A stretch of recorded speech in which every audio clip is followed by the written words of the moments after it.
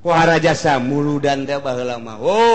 jasa kanggeus dipanggul ku santri teh jadi bener-bener muludan teh karasa ruhanina aya atuh beteung ge pohara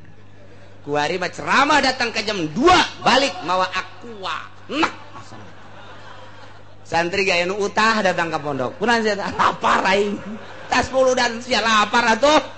berkatan cek cenah teh kan dibere huahehe doang tuh aku mah tuh loba di dieu ge cek cenah teh tah di mana tah deket masjid cai satelit naon bedana jeung aku kurang berkat jadi cenah kieu mah berarti hayang berkat lain hayang berkat ngabandingkeun zaman baheula jeung zaman kuari jelemana tepati palalinter hormat ka kiai ajung ngatung ngaji ge asal beres tas maca ya Nabi sallallahu alaihi wasallam ngomong tas urang nyaritakeun eta beres manggul satu pohara jasa geus muludan teh magnetna teh gede kuari waktu muludan teh sekarang itu bae berkata masih keneh nyaritakeun tentang pelecehan kufar-kufar Mekah terhadap Kangjeng Nabi dakwah nu dianjurkan ku Gusti Allah ternyata horenganan diterima dengan pelecehan anu luar biasa penghinaan terhadap Kangjeng Nabi anu pohara bahkan sampai pengkhianatan penganiayaan lain sekadar diomong tapi diciduhan lain sekadar diciruhan tapi dibubat babet dibanting Kangjeng Nabi lain sakadar dibanting tapi Kangjeng Nabi teh diperangan dibuluh Kangjeng Nabi itulah dakwah Kangjeng Nabi urang Kangjeng Nabi Muhammad sallallahu alaihi wasallam nyeri Kangjeng Nabi dibere mukjizat Al-Qur'an tapi horeng ternyata kos kitu menghadapi musuh-musuh Allah menghadapi kufar-kufar Mekah teh kos kitu atuh komo urang mah ulama boro-boro mukjizat mah khusus ke para nabi karomah dibikeun ka para wali maunah dibikeun ka para ulama sholihin sholih urang mah atuh ieu pangkat teh lagi eueuh gan sabaca macana be Al-Qur'an teh teu teurak malah ngagelok jadi golkar ngagelok tuh lain ngadakwahan golkar endahan milu larut di ditu eta pan salah eta kositi golkar teh biangna kesalahan kudu nama kiai galelempeng sa tutung mampu teu mampu atuh masing-masing bae nu mampuna bae urang lempengkeun teu mampu atuh ayo bae ja urang sanagara ieu nyana-nyana urang-urang urang mah tuh urang ngaji lempengkeun nyana satungtung bisa teu bisa atuh antep ke kunaon jadi milu heran teh kiai atuh henteu teh janang Allah ieu meureun manan kitu ge kiai nenek diguburuskeun ka neraka jahanam meureun bos.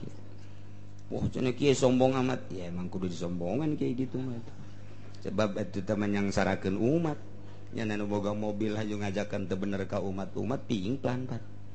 Ih hanya sekedar mobil atau sebuah bangunan pondok pesantren umat jadi bimbang. Umat jadi piingplan ieu kemana cak umat gara-gara nyana ku nafsuna. Hi lain neraka sih naon ulah sombong cenah kiai jeneng mah sombong penting bisa sombong ye sombong amat kajen sakaing kajen gerget jasa aduh masya Allah tah Kangjeng Nabi dakwah diberi Al-Qur'an ngajak mangeranan teh ulah ka Lata ka Uzza ka Manat Mangeran teh ulah ka Tritunggal Yesus Kristus Bunda Maria lain eta pangeran teh lain matahari pangeran teh lain kayu lain batu lain manusia lain tahta lain harta lain kerajaan Allah alladzi khalaqas samawati wal dakwah Kangjeng Nabi teh eta tah ngajakan mangeranan ka Allah nyembah ka Allah bersyariat sesuai jeung aturan Al-Qur'anul Karim nu kuari geus dikemas ku Kangjeng Nabi dikemas ku para ulama eta tah dakwah urang teh nuturkeun Kangjeng Nabi kuari kitu lain haju urang ancul-anculan di jero nu teu pararuh cenah moal meunang umat jeung teu asal urang mah diridon ku Gusti Allah titik sakitu ya mobil moal dibawa pannyana sok caramah imah gedong moal digandong eta pan sok dikarara itu kitu teh nyana nu caramah nyana nu hayang heran aing mah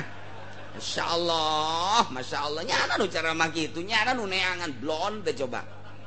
ya Allah tapi henteu nu Golkar mah jangan henteu nu Golkar doang eueuh nu asup ka Golkar haju tasawuf eueuh ja tangan coba di Kiai Golkar Kiai asup ka Golkar haju tasawuf eueuh cenah aya Kiai kabalinger tah mah di Golkar si tasawuf lain hayu geura kedukan Masya Allah Kangjeng Nabi dakwah teh terus kumaha tah ngeri Kangjeng Nabi teh lantaran dihina mat geus ulah loba omong mat segala pangeran teu kadeuleu segala naon lah alladzi khalaqas samawati wal ard alladzi khalaqas samawati wal ard geus nu aya bae mah ulah hese-hese tah mata uza tah sembah tah eta pan pangeran karuhun urang mangke neangan hese deui pangeran segala teu kadeuleu segala naon lah nu aya ge eta nya teu mumpuna naon komun eueuh meureun ih cak Kangjeng Nabi lain kitu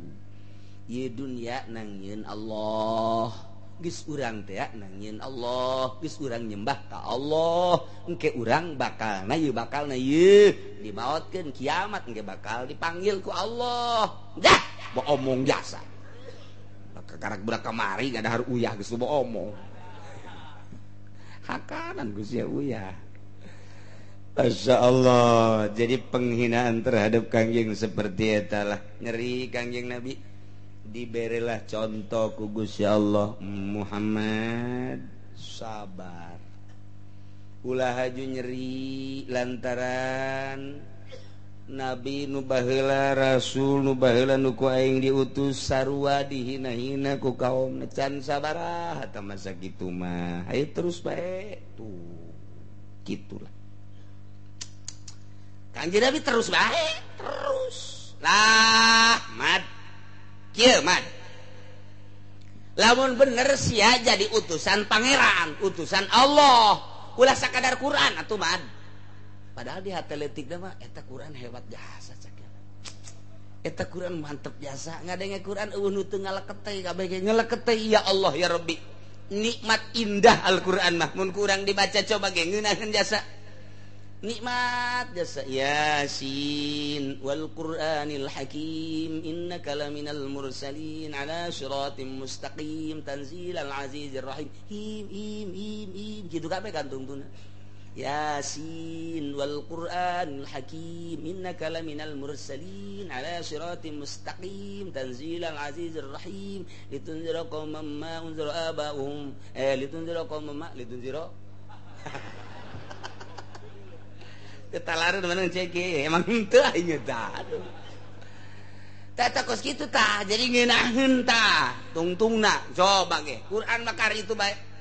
alhamdulillahilladzi anzala ala 'abdihi alkitaba wa lam yaj'al lahu 'iwaja qayyiman liyunzira ba'san shadidan min ladunhu wa yubashshiral mu'minina alladzina ya'maluna shalihati anna lahum ajran hasana tu tadi ge alhamdulillahilladzi anzala ala 'abdihi alkitaba wa lam yaj'al lahu 'iwaja kadituna hasana tuh jadi kitu tah Quran mah ngeunaheun nyana ge Abu Jahal babat bisaan-bisaan teuing nya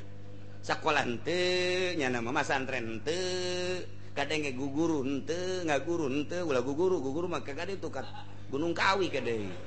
yang henteu tapi pan bisaan kitu ngeunaheun kadang ge na Quran sok surat naon deui ge bakal ngeunaheun bae tuh nya tabarakalladzi biyadihil mulku wa huwa ala kulli syai'in qadir alladzi khalaqal mauta wal hayata liyabluwakum ayyukum ahsanu amala wa huwal azizul ghafur ro bae ta tungtuna ro kumaha eta mah surat sok dibaca teh kitu alif lam gitu hal ata 'alal insani hinun minad dahri lam yakun syai'an madhkura inna khalaqnal insana min nutfatin amshajin nabtalihi faj'alnahu sami'an basira inna hadaynahu sabila imma syakira wa imma kafura inna a'tadna lil kafirina salasila wa aghlala wa sa'ira innal abrara yashrabuna min kasin kana mizajuha kafura ayna yasbiha ibadullahi yufajjiruna tafjira yufuna bin nadhira kabeh sia ge heran ja kakar ngadenge pahan Baca Quran tilopan. Kabeh tuh. Gilaan mana? Geus panghandap-handapna geus. Qul a'udzu birabbin nas, malikin nas, ilahin nas. Sin kabeh min syarril waswasil khannas alladzi yuwaswisu fi sudurin nas minal jinnati wan nas. Nirahin sin kabeh. Abu Jahal ge keur ngalamun mah bisa. Hebat sebenarnya mah. Aya teh aing ge sebenarnya nurut ka sia. Ngan mah nya pan aing mah pan tokoh. Sia tuh aing mah bangsawan, ku batur geus di buyak-buyak pan aing mah tuh buyak Abu Jahal. Manya aing kudu nurut ka sia. Eta aya gengsi tah. Ya teletika tuh kamari geus dicaritakeun. Aya kamari kieu terus bae cak Gusti Allah. Rasul baheula Nabi nu baheula ge dibarohongkeun bahkan dianiaya terus bae lanan terus Kangjeng sugan ieu nu ngaran Abu Jahal tentrem hatena lindeu ternyata beuki parah nyana ngahihileudaan ka urang Mekah sia de besi aya Muhammad dakwah besi aya Muhammad gajakan sangkilang nyana ngeunaheun bahasana boga mukjizat Al-Qur'an cak jana ulah wakan narurutnya sak tungtung mama encan mah Abu Jahal ngamamakeun sorangan nya mah kos Kiai Golkar teu dan dokter Andes atuh Kiai aing nang hese-hese teu teu daekeun Kiai Golkar disebut Mang Haji ditanya Mang Haji ke mana teu di mana ditanya ku pamajikan itu batur nanya teh Mang Haji emang kunaon Kiai atuh Kiai Golkar bagus gitu, tolol tak Kiai. Ya tuh biasa bae Mang Haji, wayah mamang, atuh wayah ngaran, atuh nanya ieu. Kan jelema teh sesuai jeung kanyahonyana. Mang, kemana Mang? Oh ka dieu ye, atuh biasa sapira nanya. Atuh nyana nanya, "Den, mana Den?" Padahal Kiai Udin eta. "Den, kemana Den?" Oh ka dieu ye. Eta nu lain Golkar mah biasa bae. Komo di Kiai, kemana Kiai? Nah, nu Kiai lain Golkar mah ulah lain Kiai kula mah. Biasa bae sih usah dilain kadang-kadang gitu kan teh ngomong mah di hate bae tapi Kiai Golkar Mang kemana Mang Haji kemana liwat bae kan bajikanan na Noel atuh geus liwat tadi batur nanya sih lain jawab Mang Haji kadenge emang gua bi kan Kiai urang di Golkar geus di mama-mama kunyana teh di Kiai sial jasa kadanan bura bere mah jujur tungtungna Kula pernah ceramah kayak di daerah kayak tempat guys nyana embungeun teu heula jeung kula budak kene ieu di nyabet teu heula teu wau di Jakarta geus beberes beres eta kori aju nyana tah kiai di Jakarta eta teu disebut dokter Andesna nyana kieu dokter Andes tidak ada tuh nggak kesebut dokter Andesnya oh iya mohon maaf oke iya tuh dapat capek-capek cari dokter Andes nggak disebut-sebut kula serius sial teh Kiai lawan aing panderi beak sia ku aing je cek anu mah naon meureun atuh sakali mah teu disebut dokter Andes atuh mentek naon ku aing mah disia-sia mun aing panderi mah sia datang ka mana pangkat kakiaian sia ji cenah ka aing marah tuh teu wau ieu teh tadina ge ceknya mah aing lain jawara meureun. Eta aya pernah terjadi eta kos kitu teh. Masya Allah.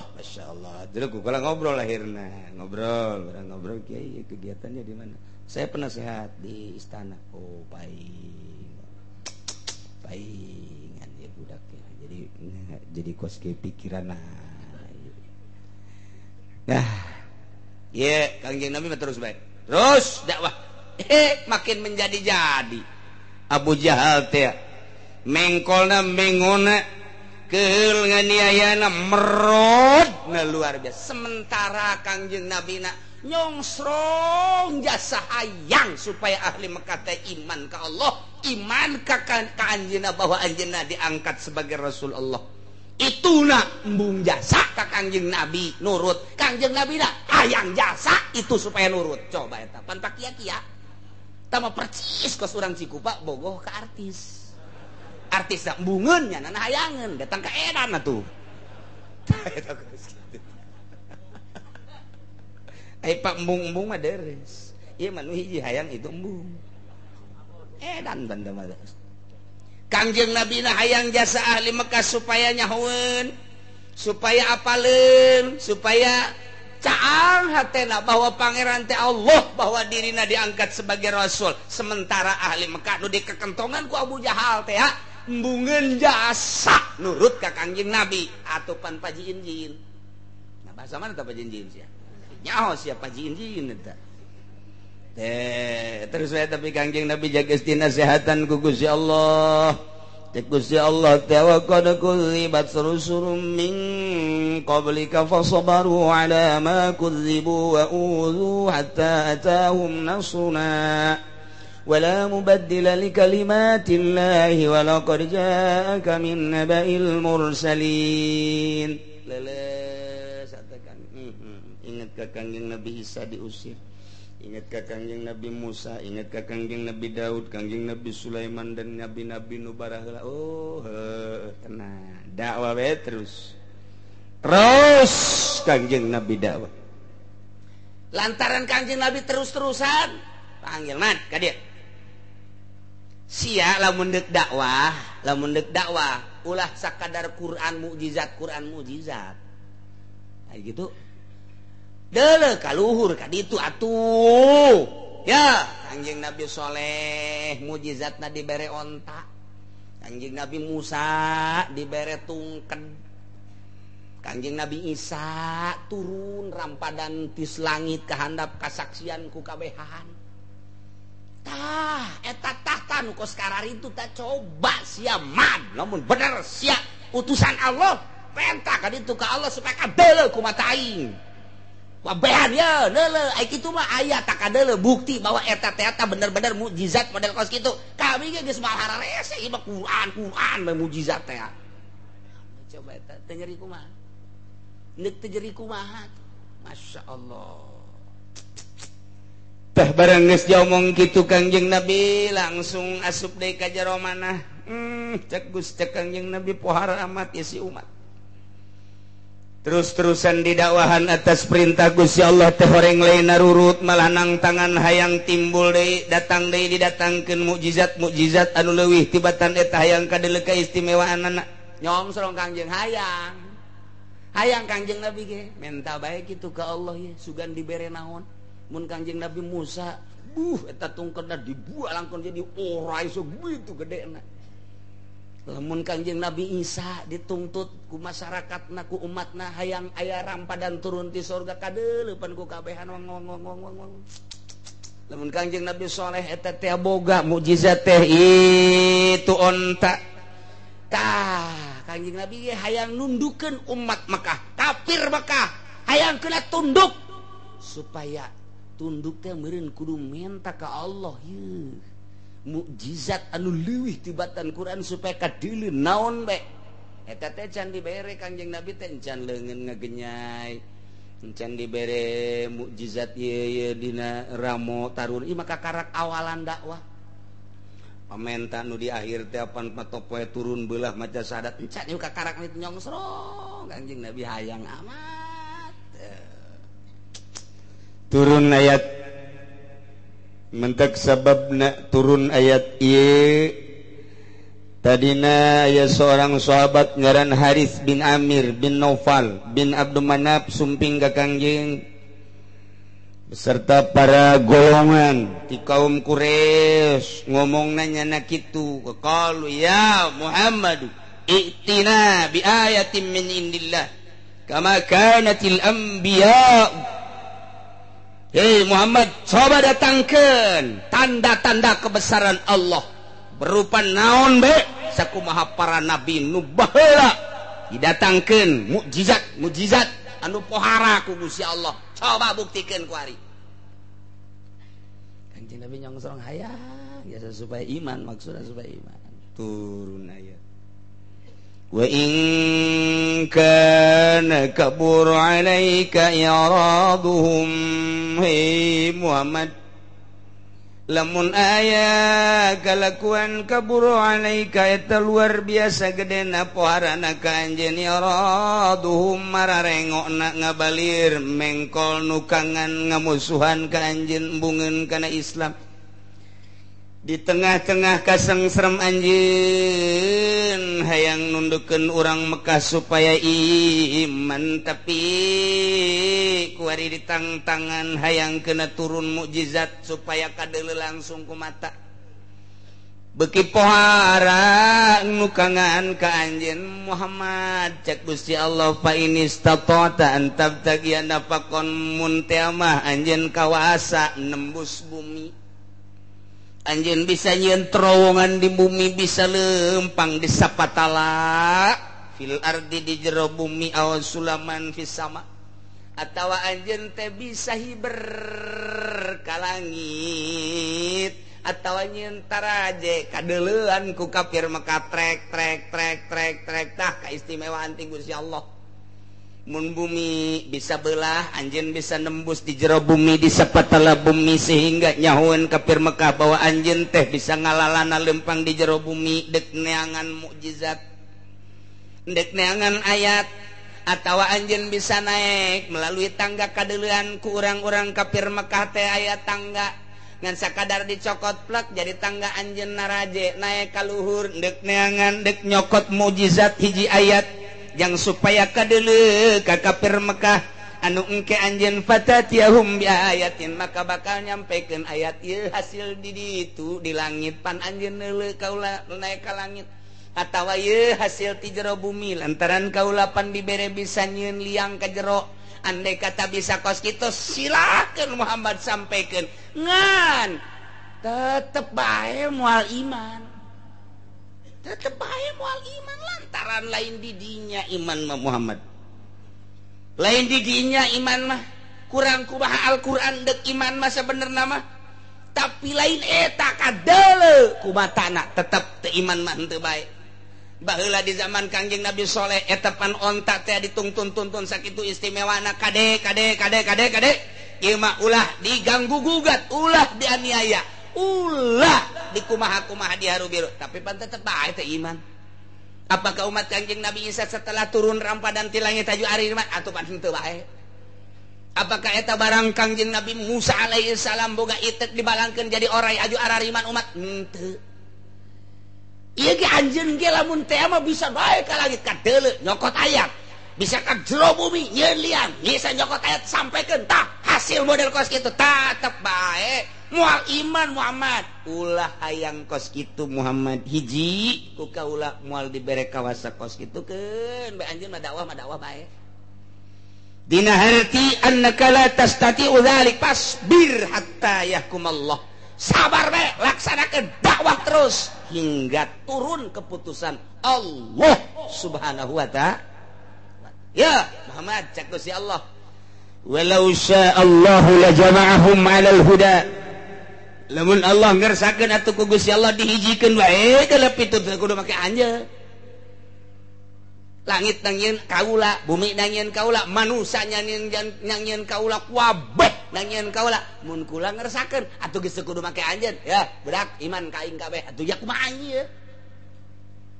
atuh kumaha ieu cek Gusti Allah ngan aing teu ngersakeun ndek neuleuh datang ka mana kegigihan dakwah anjeun jeung datang ka mana kabangkawarahan urang Mekah can sakumaha ieu mah Muhammad terus Kangjeng Nabi dakwah terus walakin lam yasa dzalik ngan aing teu ngersakeun ndek neuleuh anjeun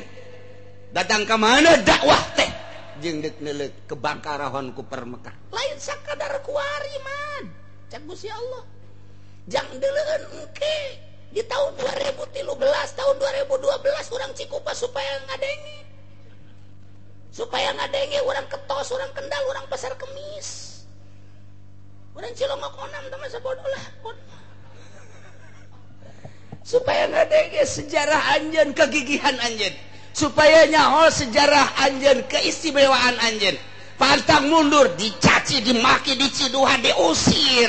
supaya kanyahoan ku umat kebangkawarahan kafir Mekah menganiaya seorang Rasul Allah supaya kiai engke di tahun 2012 ulah suka Golkar. Itu kos gitu kan enggak Golkar itu. Supaya terus gigih pantang mundur. Terus dakwah tanjurkeun agama Allah. Pahit pasti pahit pasti. Kakarak diomongkeun mah ulah sok sedih. Kakarak tadi ondang ngariung ku tatangga jeung teuing. Kajen teuing di ditu aya raramean aing mah aing teu kadeuleu kiai meureun pan aing kiai. Teu kaondang batur mah baralik marawa berkat aya aing mah diondang henteu. Ulah kajeun. Tah mah sedihieun amat teh kiai ku sakitu bae. Terus bae terus. Dakwah terus. Ajakan. Konsepna ikhlas lillahi taala mun aya batur dakwah alhamdulillah bisaan aing henteu bisa. Dukung. Mun aya batur mantep masyaallah alhamdulillahirabbil alamin nyana mah hebatnya segala rupa bisa doakan lain kieu si eta diondang di dona aya henteu goblok beureun atuh aing teu kabeuli inopak si eta mah geus kabeuli deui ih tah si kiai kunaon deuleuana kadinya bae bareng tanjurkeun agama Allah urusan kos kitu mah tah mah geus anggeus Allah mere di Lauhil Mahfuz geus aya tulisanna geus anggeus di udang-udang ku urang lain milik urang mah moal cicing bae urang dimiskinkeun ku Allah sedang bae cicing bae urang disugikeun ku Gusti Allah atuh sugih bae geus anggeus. Jadi masing-masing ieu manusia teh pembagian hartana geus anggeus. Urang can lahir geus aya di dituna bakal kitu atuh deuk naon make jadi hasud. Geus anggeus si pembagian harta teh geus anggeus. Si eta tahun sakitu lahir, maotna sakitu, salila hirupna kitu, bogana ngan sapeda kempes doang. Saya tulisanna. Geus aya tulisanna teh kumaha tuh. Si eta tahun sakitu lahirna magahan ngaji apruk-aprukan ge bogana ngan datang ke sekupi doang saya tulisanana geus anggeus bakal boga sawahna sakitu jadi teh pembagian harta teh baheula di alam arwah geus rapi atuh kuari kunaon bake hasud geus rapi geus jadi moal anu kurang moal anu leuwih atuh kumaha deui geus dibagi ku Gusti Allah tinggal ngalaksanakeun dakwahna urang dakwah bisa amil doang jeung jurumnya dakwahkeun ka mamana ge amil bae jeung jurumnya diondang ngariung ge ilaman lawamila bae pas muludan assalamualaikum warahmatullahi wabarakatuh waalaikumsalam i'lam annal awamila fin nahwi mi'atu amilin ternyata amil eta aya 100 jumlahna kabagi dua labziyatun wa ma'nawiyatun hiji amil labzi kadua amil bangsa manawi labziyatu minah cak masyarakat euy muludan ieu mah ke tenang heula engke ge aya gaya atuh bisa ambil bae kecak masyarakat teh ulah diondang deui nya mah ilam deui ajeun bisa da sakitu kula mah inget ka Saleh bae ta Saleh didinya di mana di Pangodokan baheula sok diajak-ajak ku Abah hayu muludan daerah Jaban Abah mah pandeuri ge kaya waktu ngomong ge waktu teu tah kakolotnakeun ka dieu keur ngora ge kitu bae Saleh kesok aya be inget bae ceramah di pasar Kemis tadi di Haji Sungud kula kadedelekeun bae rukun salat 6 rukun salat tidak kurang tidak lebih 6 ka tukang 6 terus dibejakeun hiji-hijina beres diajak ka dieu ka Masjid Gelam Haji Muhammad Nur baheula tadi geram teh aya tadi dinya pas saleh terus ceramah deui saudara-saudara sekalian rukun wudu 6 ya ini ada 6 hati-hati kalau nanti ada orang yang membawa paham rukun wudu itu 7 sesat atau dikurangi menjadi 3 lebih sesat lagi 6 diondang deui ka ditu ka Cilongok Gandu ngilu deui kula aya deui Saleh dulur-dulur saudara-saudara rukun wudu 6 cakula ieu mah asana ieu bae bener bae di Cilongok di dieu sarua bae di dieu ieu pas di majelis ieu baheula zaman Abah aya nyana jangkung jelema mane saudara-saudara di pengajian hati-hati rukun wudu 6 tapi kapake bae dan tegak kuali terkenang bae datang ka kuari terkenang bae pas katerep aya Saleh pasti rukun wudu deui ya.